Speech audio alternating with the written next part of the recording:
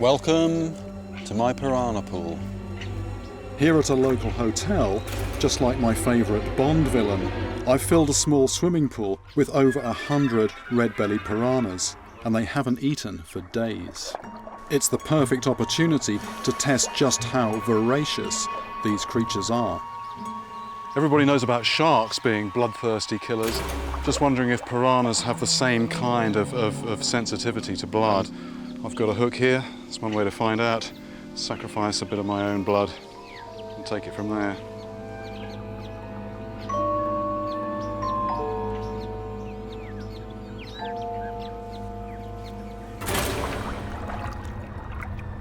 It's only a single drop, but if reputations are to be believed, they'll have my thumb off in a matter of seconds.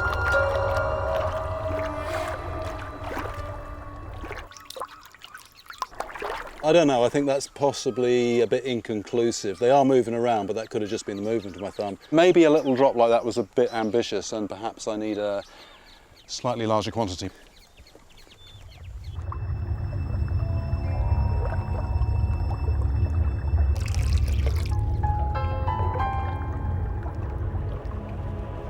Piranhas have evolved to live in the murky, sediment-filled waters of the Amazon, where visibility is often less than a foot, so a good sense of smell to locate their next meal is surely essential. That's definitely getting a reaction. There's a number of fish have come into that cloud of blood and they're looking around. They want something to chew into, but there's nothing there at the moment. I think time to put a bit of flesh in there for them. So blood is definitely whetting their appetite. And there would have been blood in the water from those injured by the impact of the bus crash. Now, I wonder how these piranhas will react to a bloody piece of prime steak.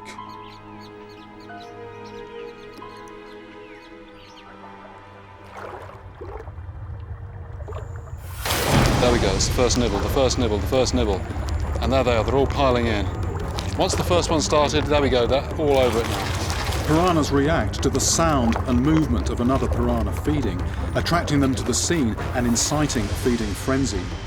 As soon as one piranha takes a bite, it moves away, allowing a fast turnover of feeders and a rapid succession of bites. It's no wonder they are known for stripping their food to the bone in just minutes. There we go, meat definitely works. I just wonder now how they might react to something that's alive.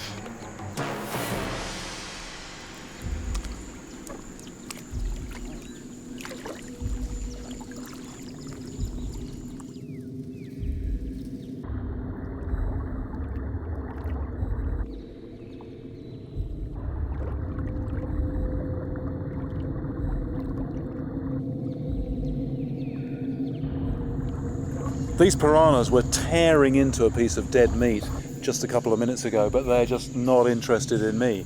So what is it that turns piranhas into vicious, murderous killers? That is what I want to try and find out.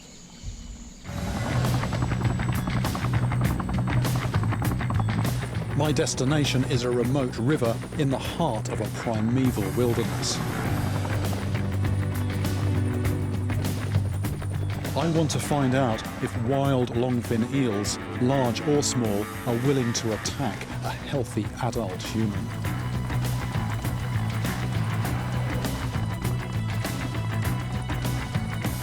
I've already been in the water with these animals, in a zoo.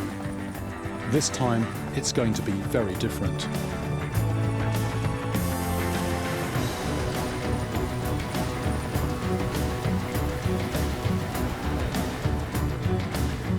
The place I've chosen is swarming with eels, and because they're wild, they'll be hungry.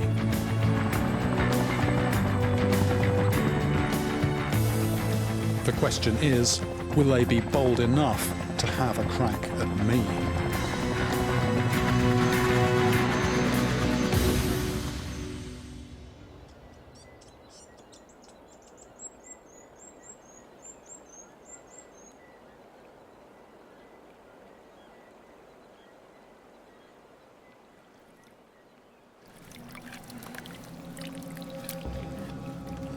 To draw them in, I first soak my clothes with fish guts. Put simply, I'm turning myself into human bait.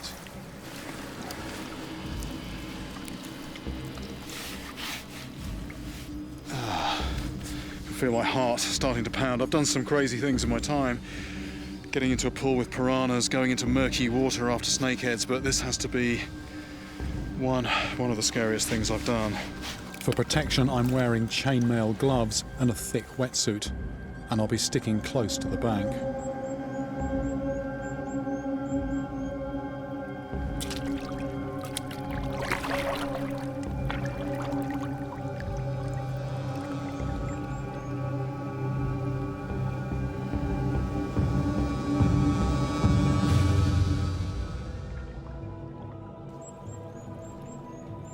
Within minutes, eels start to emerge from their hiding holes.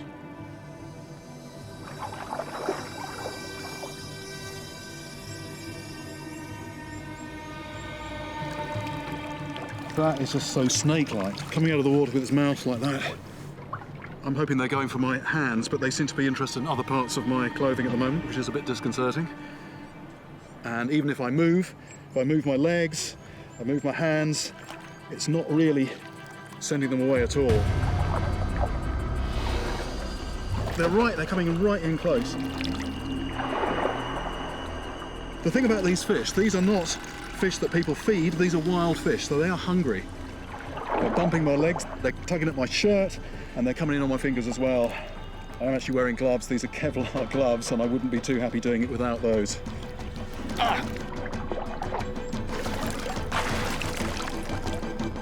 No, I do want to hold my ground. I mean, I've come this far. I don't want to get out too quickly. It's broad daylight, and from their point of view, I'm a big animal. But they're totally unfazed.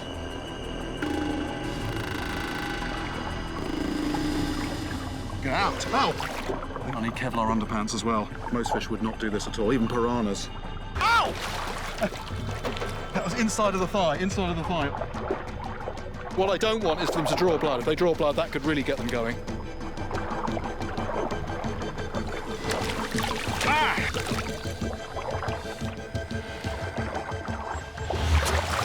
Ah! That is one aggressive fish. Ah! Look at that! Look at that! Look at that! Look at that! Look at that! Ah!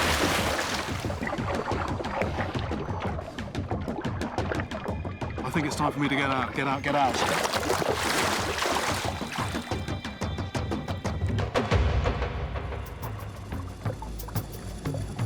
I came here wondering if the monster described so long ago by Captain Cook was, in fact, a giant eel. Short of seeing an 8-footer, I can't be sure. Yet it's clear to me that without protective clothing, these eels would have ripped into my flesh and tried to eat me alive. And with this animal, it isn't just about size. Slip and fall over in some lonely river, and it's the hungry pack that could seal your fate. This dam was constructed specifically for the purpose of blocking sea lamprey adults as they try to spawn. It's about 9 miles upstream from the lake.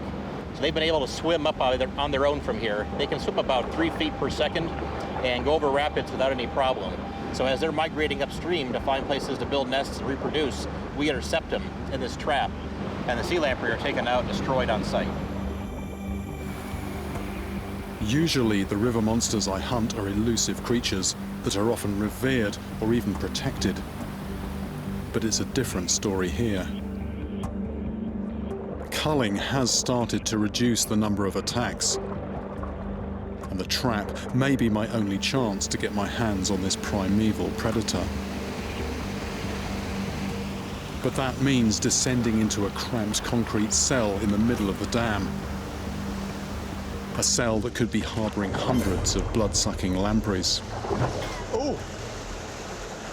Ah! I think I just trod on something.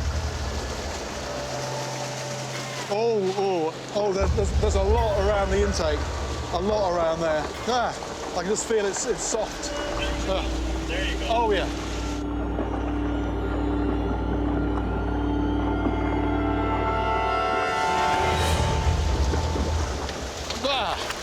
I've just got a knot of lampreys in here, and they, oh, It's quite a sight. There's something about anything snake-like. It just produces that sort of instinctive, squirmy reaction. I really don't know if I want to handle these.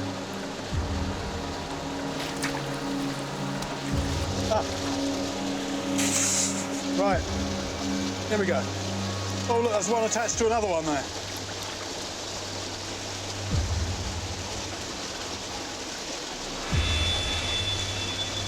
That's wriggling. Right. Okay. There. Oh, right. Okay. Do we put them in the other net there? Absolutely. Yeah. Look at this. Look at this. Ah. That is a very, very strange sensation. Very strange, and it's looking me right in the eye. Ah. That's a good way to calm them down. But I now need to get it off and get it in the. Oh, look at that. It's actually. Oh. I've been bitten by fish before, but I mean, that was pretty creepy. There's one, something just went through my legs. Using their mucus coating and boneless flexibility, these primitive bloodsuckers find it easy to outmaneuver me. Right, that's a pretty good haul. That's me catching the lamprey. The next stage, which I'm not particularly looking forward to, is them catching me. I've waded through their writhing bodies in a trap built to eradicate them. Now I'm going face to face, fang to vein, with a real living vampire. And that's a strange feeling. That's a very strange feeling. There's suction, but there's something sharp going on as well. Ah! It's really getting stuck in there. Oh. The thing is, if you get these things attached, you're actually going to want to get them off. If you're swimming, you're needing your limbs to keep you afloat, to keep you moving. So what are you going to do? You've got these creatures attaching to you. Do I carry on swimming with maybe more and more attaching, or do I stop swimming, try and get these things off? Ah, easier said than done. Come on. That is hard to get off. That is hard. That is hard to get off. I don't know if there's a mark there or not. Hopefully there's not a big red hole. That feels a bit sore. I mean, these things are like aquatic vampires. I don't think that's an experience I want to repeat. Yeah. I think I've seen and felt enough. The first suitable place we find to noodle is a concrete pipe, ideal for a nesting catfish. The plan is for Dylan to take the lead, because the opening is too small for me to fit into. The opening under the water is silted up, leaving only a tiny gap for entering. The plan is for Dylan to stick both his legs into the hole. When the catfish attacks, he'll pin it against the side. But to do this, he has to be totally submerged. Seeing Dylan about to offer his body as bait in part makes me understand why America is called the land of the brave. Oh! You got in there? Yeah. There's definitely a big catfish in there. Got him? He's in between my legs. Dylan has a catfish pinned against the opening, but he's now wedged in. Luckily, he can get his head just above the water to breathe. Go under his legs. What I'm going to do, I'm going to get my head under him and try and get that gill. Okay. Right, ready? I have to get down there and grab what Dylan thinks is a big catfish. Right, got the gill as well. I grab it and pull it to the surface. Wait. It's been a real team effort, and Nate puts it on a stringer so I can then let go.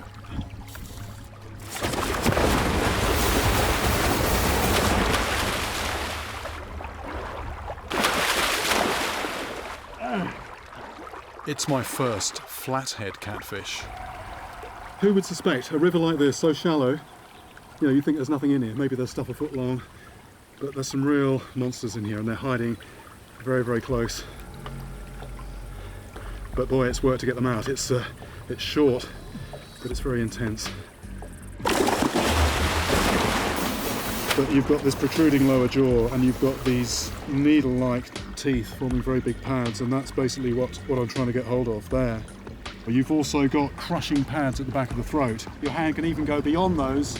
It's a bit like a sphincter. Your hand can go right past into the gut. The other thing you've got to watch out for on these is you're trying to reach in and just get on the gill flap, but the gills are protected by those very sharp gill rakers, and if you get one of those getting near your fingers and the fish starts to thrash and try to spin, those are going to sort of create a bit of an injury as well. After feeling around, I've worked out that there's a flat shelf that then drops down to the riverbed. In this vertical face is an opening that goes back into the bank. In here is where a catfish could be hiding. I submerge again. This time I go head first into the hole, which just keeps on going and going. Visibility is 0, and as I feel around, something bites my hand. Hard. Wait. I manage to get a good hold of it and bring it to the surface. I finally noodled a massive catfish. Oh! Well, that fish was lying there, boom, bit me once and let go. And then I sort of fumbled around and then actually reached into its mouth. It's a creepy feeling. I'm putting my body in there. Dylan's feeding me in, pushing me in, head first into a hole under the water. There's something that's going to bite me in there. It's dark, I can't see anything. What a stupid thing to be doing.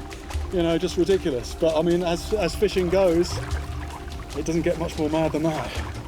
As Nate promised, the catfish is still full of fight. It tries to do a characteristic roll. If we can't control it, it has the strength to break my wrist. Oh! That's doubling my... Oh. Luckily, it decides to let me go.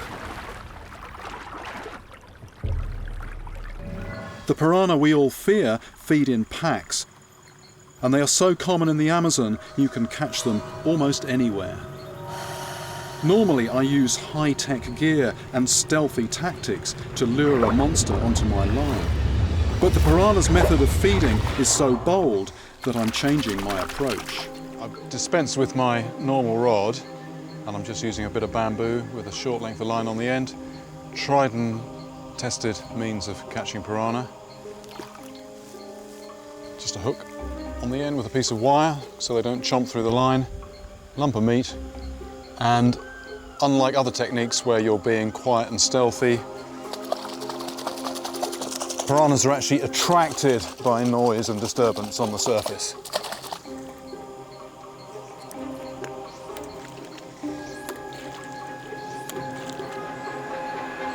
Oh, there we go. Red belly piranha. In just a couple of minutes I've caught a small piranha, but do not be deceived, it still has knife-like teeth that can easily remove a lump of flesh in a single bite. Multiply that by the 100 or so mouths in a hungry school of piranhas and it's a death of 1,000 individual cuts.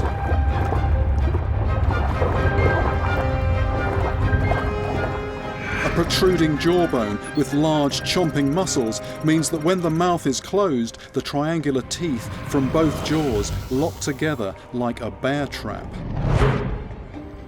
They are perfectly adapted to slice off pieces of meat, fins or scales, literally taking apart their prey piece by piece. They predominantly hunt fish, but they will eat the meat of almost any animal that crosses their path.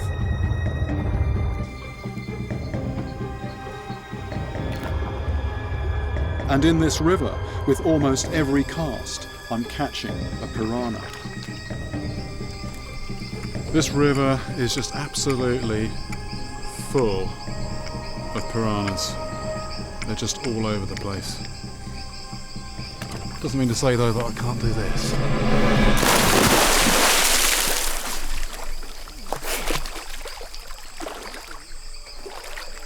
Surely swimming in a piranha-infested river is suicide.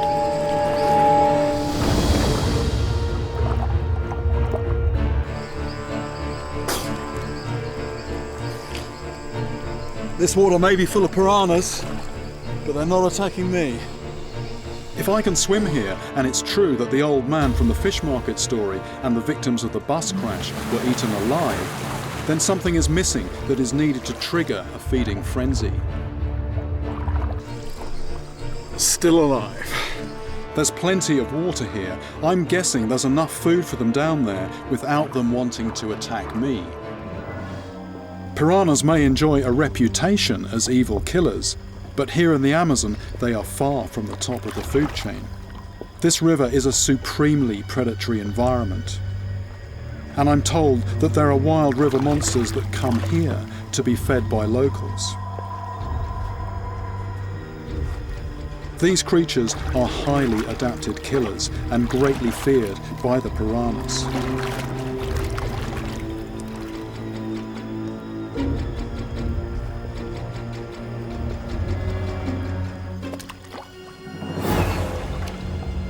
And once again, I'm the guinea pig that is entering the water to meet them.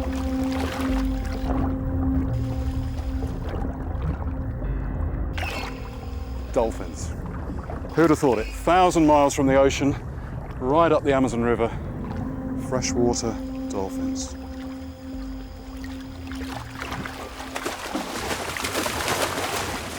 And these guys, I mean, they're having fun now, but my goodness, they've also got a dark side.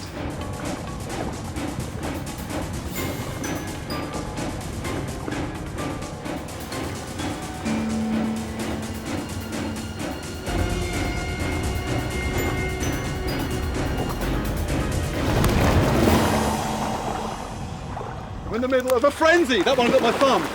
That one got my thumb. Oh dear. Hey! And these are the guys that take out piranhas. A little bit eager. The jaw, very, very long and elongated, full of teeth, just perfect for grabbing fish. Wow! They've also got this really strange bulging head, and that's actually an echolocation organ. A lot of these waters in the Amazon are very murky, and they can't see their prey, but even in that situation, they can find and kill their prey using sonar.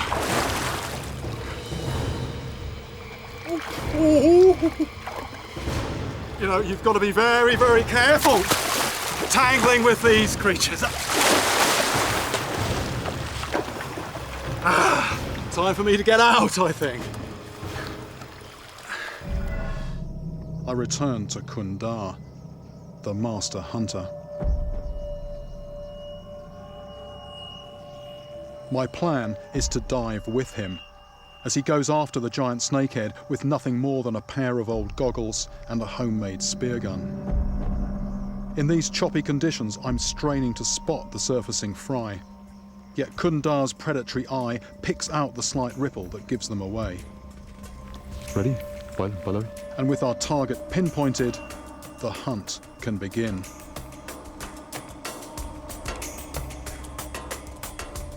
I'm getting a bit nervous. It is totally another world down there. See me? By diving with a small camera, I hope to capture the entire drama as it unfolds. Everything has to happen on a single breath. So before going under, we edge as close as we can to our target.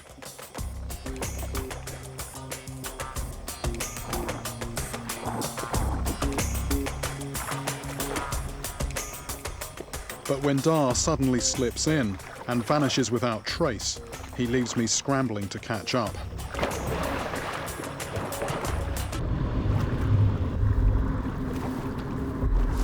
Bad weather has churned the water into a murky soup. And with Dar gone, I feel a stab of panic. I could easily wind up getting harpooned by mistake.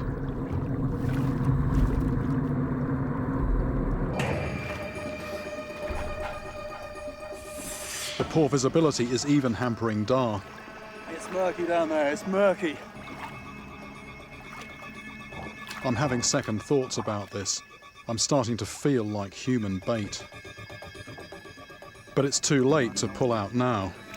Dar is a man on a mission.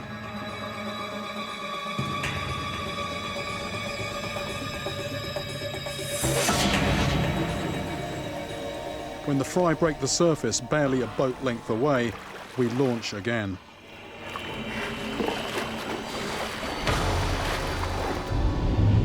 But our quarry has vanished into the murk, leaving Dar to hunt on instinct.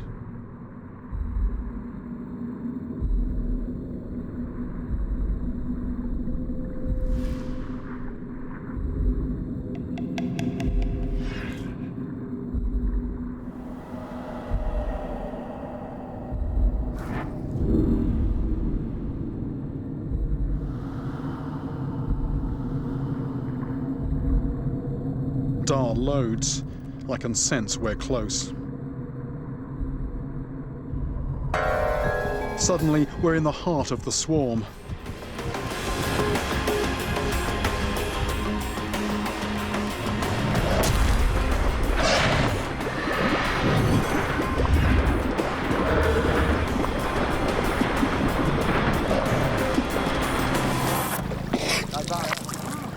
I think we've got one. I'm gonna keep out of the way. I'm gonna keep out of the way.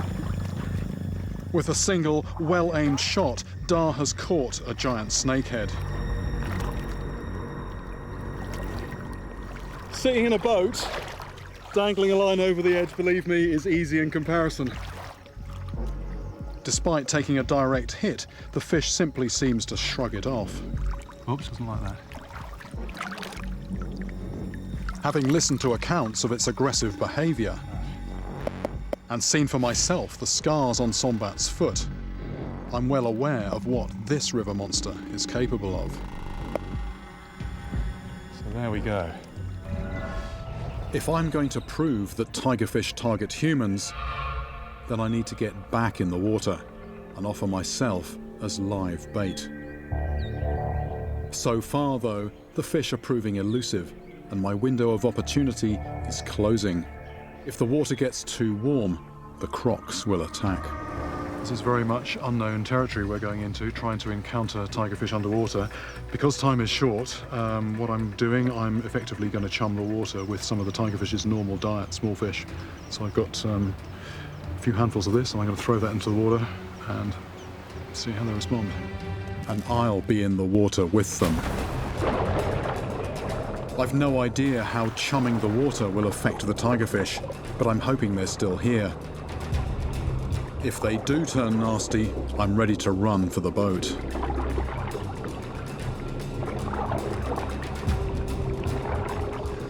I'm starting to wonder what will attack me first.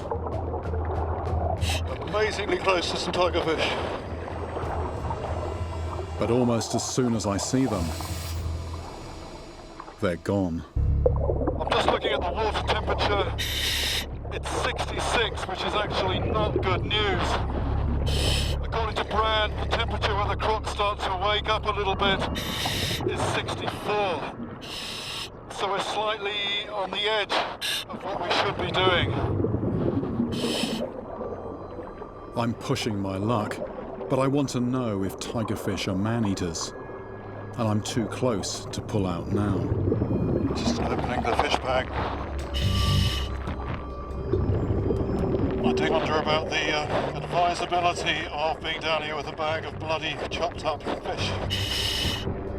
Within minutes, the tigerfish are back. And this time they're coming in to check me out. They're getting closer and closer all the time. I brace myself for the jaws. And then...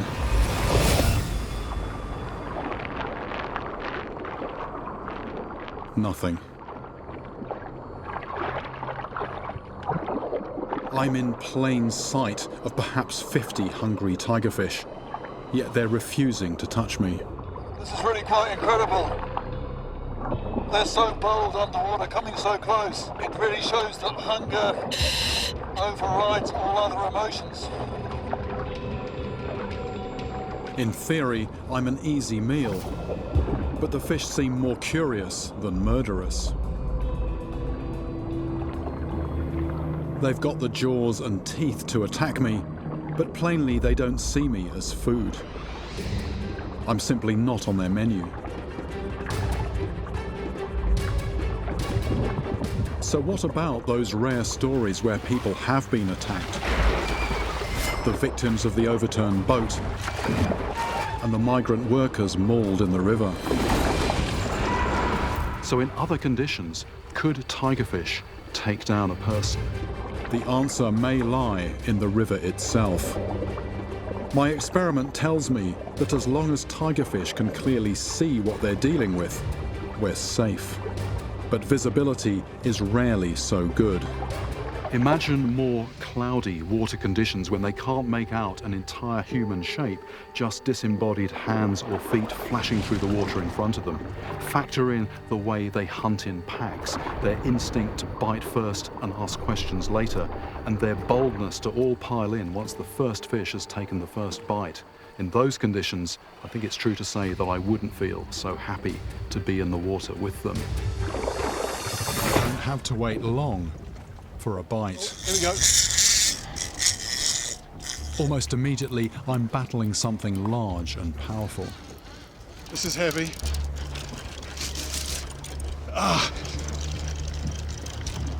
It's on the surface. There it is. Still got strength in it. It's a reef shark. There we go.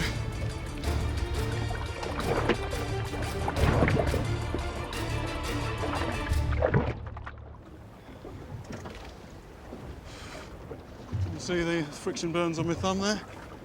There are at least 4 species of reef shark, all smaller than the tiger shark, but they are sleek, muscular fish built for speed and with a mouth full of razor-sharp teeth. They're certainly not creatures you'd want to get on the wrong side of. But are they man-eaters?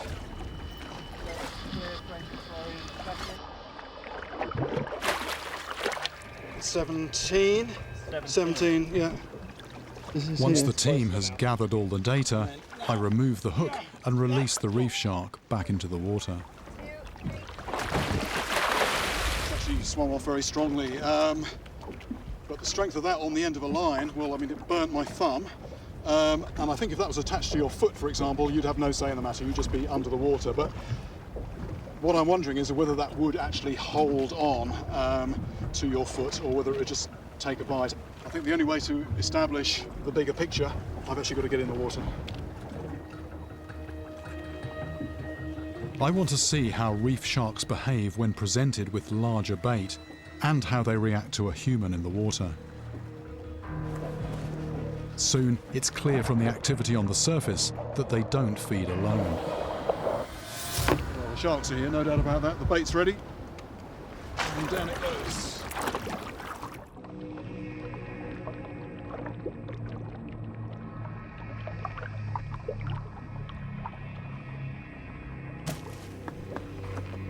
I carry out my final checks before following the bait cage down.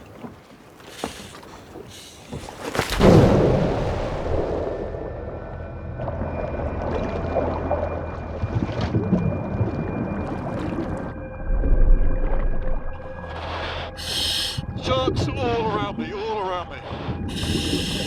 Ooh.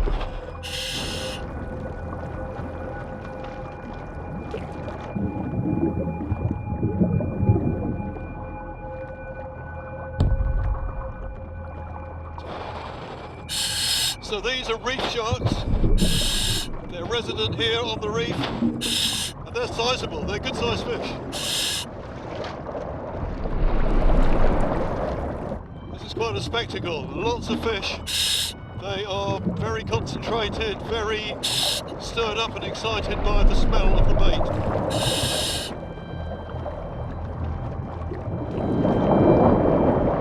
Caribbean reef sharks are common in these parts. They can grow up to 10 feet in length and on occasion have attacked divers. They're getting very close. They're going for the bait, but they're not going for me. But only a few years ago, a diver right here had to fend off an aggressive assault from a reef shark.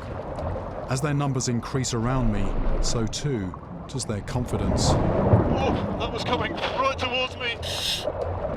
I think it might be time for me to get out. I need to get out of this situation, but now my exit involves passing through a pack of hungry sharks. I have to try and keep calm and move slowly, as the shark's acute senses can pick up on my heightened heart rate, and I'm already feeling pretty vulnerable. Quite a frenzy going on. They're everywhere.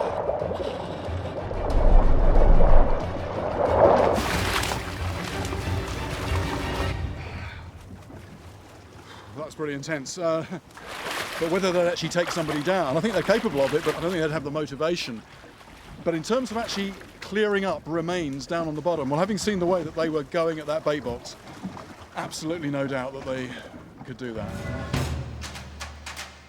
With only a few days left in northern Spain, I'm trying to break the 150-pound marker that I have set myself. My respect for these fish over the past few days has really grown.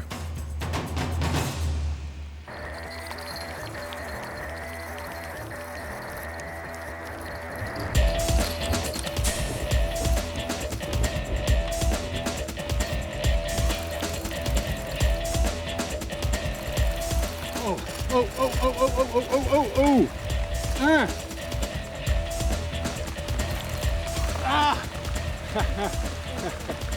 If this one pulls me over, I'm in real trouble. I was nearly tipping forward over that edge. I was going a little bit.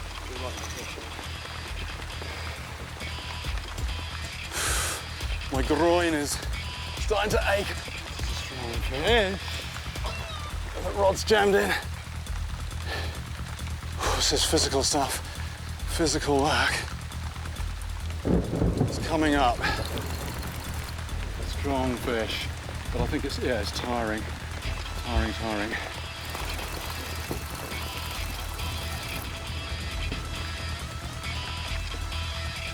There it is. There's the fish. Hey. Good grief. My crutch is killing me. And there it is. But does it weigh more than 150 pounds? The measure of the beast, that is 7 foot 1, 2, 3, 4, 7 foot 4 inches. Then you open the mouth. You can actually hear the echo coming out of the mouth there. Hello. And I can see its gullet opening and closing. If I was so inclined, I could put my fist down there quite easily. That is an eating machine.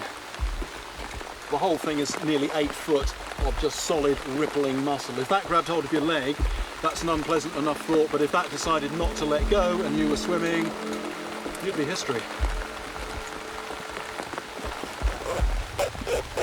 I'm about 175 pounds on a good day or a bad day, depending how you look at it. This fish could be more than that. Yeah. 74 kilos, that's about 163 pounds. Not quite as big and fat and ugly as I am.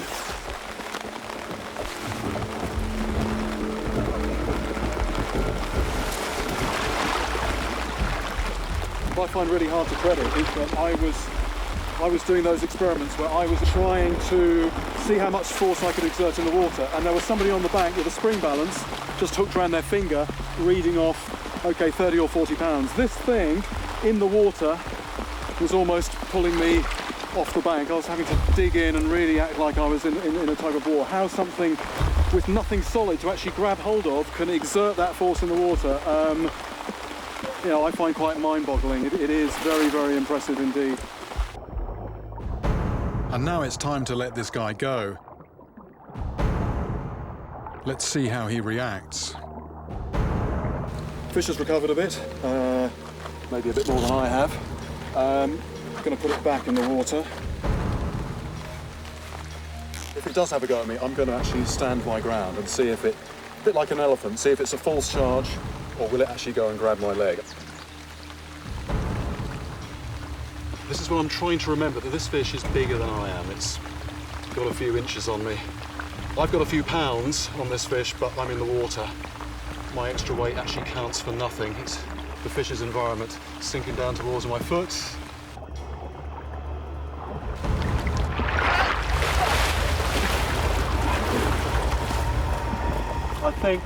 I think my reflexes overruled what I was wanting to do, which was stand my ground, but I can visualise it too much, what might be going on down there, what might be going through its mind. So don't tangle with these guys in their environment is the message. The USS Spiegelgrove is a 510-foot warship, which after decommissioning was sent to a watery grave. It's now an encrusted metal reef in 135 feet of water. It's a maze of rooms and corridors, ideal for ambush predators like barracuda. But this makes it more dangerous for me. 8 divers have died on this wreck. Some lost their way inside and never found their way out. Barracuda have been known to attack divers, their teeth tearing through dive suits and into flesh.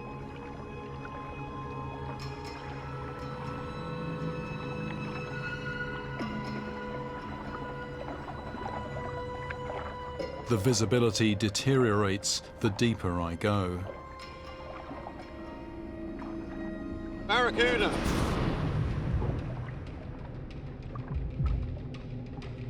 Just look at that streamlined body and the shape and area of the tail.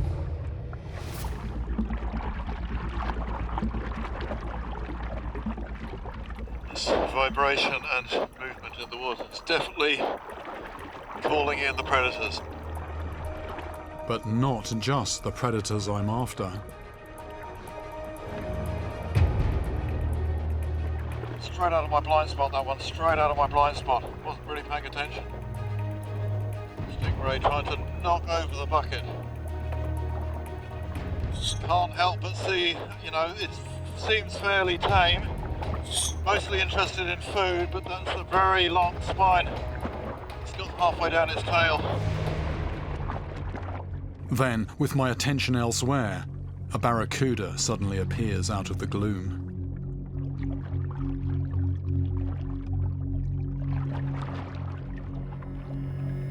There's one out here.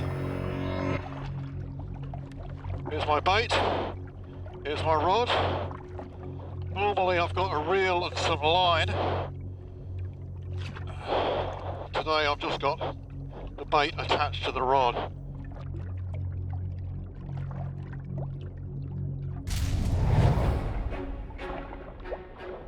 A vigorous waving of the bait seems to get its attention.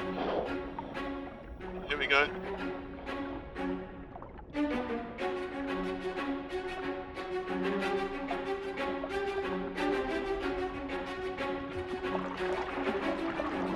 Barracuda definitely coming in.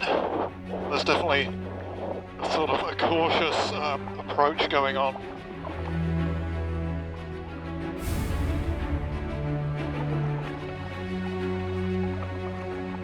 This fish is wary, assessing the danger before striking.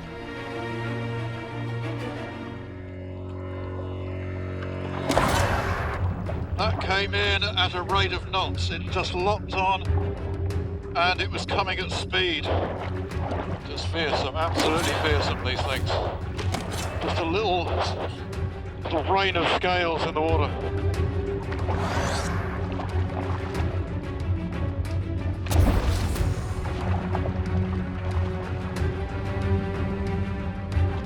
I'm really getting an understanding of how they lock on and how they attack.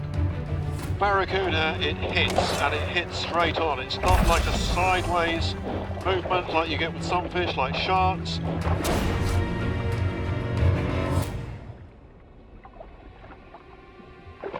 Didn't take the bait, it just sliced the end clean off.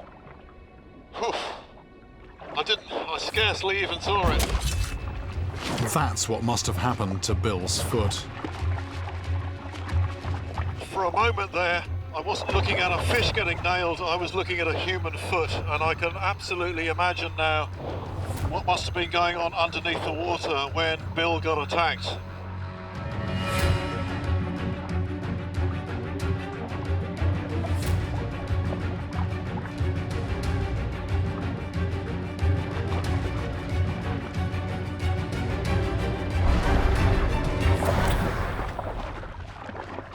I've learned so much about barracuda. just seeing them feed right in front of me. I can certainly now visualize much better what's going on out of sight under the surface. But numbers don't have the same impact as a demonstration. To get an idea of it, it's something a bit like this.